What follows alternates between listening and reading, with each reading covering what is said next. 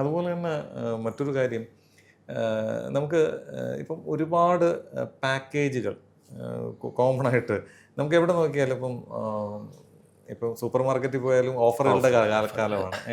1 ദിർഹം 2 ദിർഹം എന്ന് പറയുന്നത് പോലെ ഈ എല്ലാ ഫീൽഡിലും വന്ന പോലെ ഇതിലും അങ്ങനെ ഒരു ഇത് വന്നിട്ടുണ്ട്. ഓഫറുകളുടെ കാലം വന്നിട്ടുണ്ട്. ശരിക്കും നമ്മൾ അങ്ങനെ ഒരു ഓഫറിൽ പോയി ട്രീറ്റ് ചെയ്തതുകൊണ്ട് എന്താണ് അതിൻ്റെ ഒരു അഡ്വാൻറ്റേജ്? ഓഫർ എന്താ പറയുക, ഇപ്പം എല്ലാവർക്കും ഒരു അട്രാക്ഷൻ അല്ലേ ഓഫർ. 1+1 ഫ്രീ കിട്ടുമ്പോൾ ഞാൻ പലപ്പോഴും പറയുന്ന ഒരു കാര്യം, നമ്മളൊരു തുണിക്കടയിൽ പോയാൽ നേരത്തെ പോയാൽ ചിലപ്പോൾ ആ ഒരു ഷർട്ടിന് 50 ദിർഹംസേ കാണും. പിന്നെ നോക്കുമ്പോൾ 100-ന് 2 എണ്ണം 1+1 ഫ്രീ. പക്ഷേ അത് അവർക്ക് അവരുടെ കിട്ടേണ്ടി 50 ദിർഹംസ് കിട്ടി.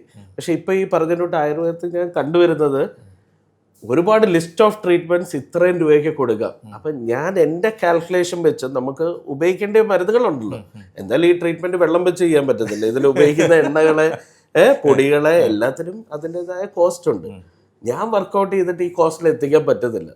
അപ്പോൾ ഒന്നെങ്കിൽ ഇതിൽ അവർ ദാനശീലരായതുകൊണ്ട് അവർ ധാരാളമായിട്ട് അത് കൊടുക്കുന്നു, അത് ആൾക്കാർ ഉപയോഗിക്കാൻ നല്ലതാണെങ്കിൽ ആൾക്കാർക്ക് തന്നെ ചൂസ് ചെയ്യാം അവർ ഏത് എണ്ണ ഉപയോഗിക്കുന്നു എന്താണെന്ന് ആൾക്കാർക്ക് ചോദിക്കാനുള്ള റൈറ്റ് ഇവിടെ ഉണ്ട് UAE. അതിന് നമുക്കൊരു നിങ്ങൾ കണ്ടു കാണും, ക്ലിനിക്ക് വരുമ്പോൾ ഒരു പേഷ്യൻ്റ് റെസ്പോൺസിബിലിറ്റി എന്ന് പറഞ്ഞൊരു സംഭവമുണ്ട്. അപ്പോൾ ഡൂസ് ആൻഡ് പേഷ്യൻറ്റിന് ചോദിക്കാൻ അധികാരമുണ്ട്, എന്തെണ്ണ എന്ത് പൊടി. അപ്പോൾ അതൊക്കെ ചോദിക്കാം. കൊടുക്കുന്ന ഓഫർ കൊടുക്കുന്നവർ ചിലപ്പം അവർക്കത് എങ്ങനെ മുതലാവുന്നത് ഞാൻ കൂട്ടിയിട്ട് എനിക്ക് മുതലാവുന്നില്ല. അതുകൊണ്ട് നമ്മുടെ സെൻറ്ററിൽ നിങ്ങൾ കാണത്തില്ല അങ്ങനെ ഒരു ഓഫർ. നമുക്ക് കോസ്റ്റ് എന്തായാലും മീറ്റ് ചെയ്യണം. ലോസിൽ നമുക്ക് ചെയ്യാതെ ചോദിച്ചാൽ പേഷ്യൻറ്റിന് നമ്മൾ കൃത്രിമമായിട്ടുള്ള കാര്യങ്ങൾ ചെയ്ത് നമുക്ക് എന്തായാലും അവർക്കൊരു രോഗം ഉണ്ടാക്കി വെക്കാനല്ലോ നമ്മൾ ക്ലിനിക്. പിന്നെ അവർക്ക് ചിലപ്പോൾ അത് ഒരു മാർക്കറ്റിംഗ്, ഞാൻ എന്ന് പറഞ്ഞിട്ട് ഒരു മാർക്കറ്റിംഗ് സ്ട്രാറ്റജി ആയിരിക്കാം.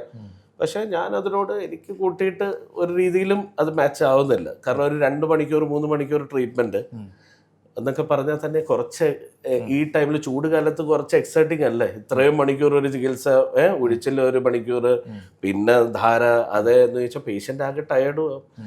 എന്തായാലും നല്ല ഓഫറുകൾ കിട്ടുമ്പോൾ ആൾക്കാർ ഉപയോഗിക്കട്ടെ. പക്ഷെ അത് ചോദിച്ച് എന്ത് വെച്ചാ ചെയ്യുക, എന്താണ് അതിൻ്റെ. എനിക്ക് വേറൊരു സംശയം വന്നു ഇങ്ങനെ പറയുമ്പോൾ, ഇത് ഇപ്പം ഞാനൊരു ട്രീറ്റ്മെൻറ്റ് പോകുന്നു, എനിക്ക് ഇത്രയും ഓഫർ കിട്ടി, ഈ നമ്മൾ ഉപയോഗിക്കുന്ന എണ്ണ വല്ലതും മാറ്റി വെച്ചിട്ട് വീണ്ടും ഉപയോഗിക്കാൻ പറ്റും? ഞാൻ കേട്ടിട്ടുണ്ട്. നമ്മൾ എന്തായാലും ശാസ്ത്രീയമായിട്ട് അത് നമ്മൾ ചെയ്യുമ്പോൾ ഒരിക്കലും ഒരാളുടെ എണ്ണ വേറൊരാളുടെ ദേഹത്ത് നമ്മൾ ഉപയോഗിക്കാൻ പാടില്ല. അത് നമുക്കിപ്പം ഷാജി സാറിന് വേണ്ടി ഞാൻ പറയാം, അത് ഓപ്പൺലി ഞാൻ പറയാം, ഷാജി സാറിൻ്റെ എണ്ണ അതിൽ നെക്സ്റ്റ് ഡേ നമുക്ക് വേറെ പുതിയ എണ്ണ മിക്സ് ചെയ്തിട്ട് സാറിന് ഉപയോഗിക്കാം. പക്ഷെ വേറൊരാളുടെ ശരീരത്ത് നമ്മൾ യൂസ് ചെയ്യാൻ പാടില്ലെന്ന്. അത് നാട്ടിലായാലും അങ്ങനെ തന്നെ. അല്ലാതെ കാരണം നിങ്ങൾക്കുള്ള ഒരു യൂസ് ചെയ്ത എണ്ണ നമ്മൾ റീയൂസ് ചെയ്താൽ അയാളുടെ ശരീരത്ത് അത് പല സ്കിൻ കണ്ടീഷൻസോ എന്തൊക്കെയോ നമുക്ക് വേറെ രോഗങ്ങൾക്ക് അത് കാരണം അത് അൺഹൈജീനിക്കോ. അപ്പോൾ അതൊരിക്കലും എൻ്റെ സെൻറ്ററിൽ സ്ട്രിക്റ്റായിട്ട് നമ്മൾ മോണിറ്റർ ചെയ്യും. ഒരിക്കലും അത് റീയൂസും ചെയ്യത്തില്ല.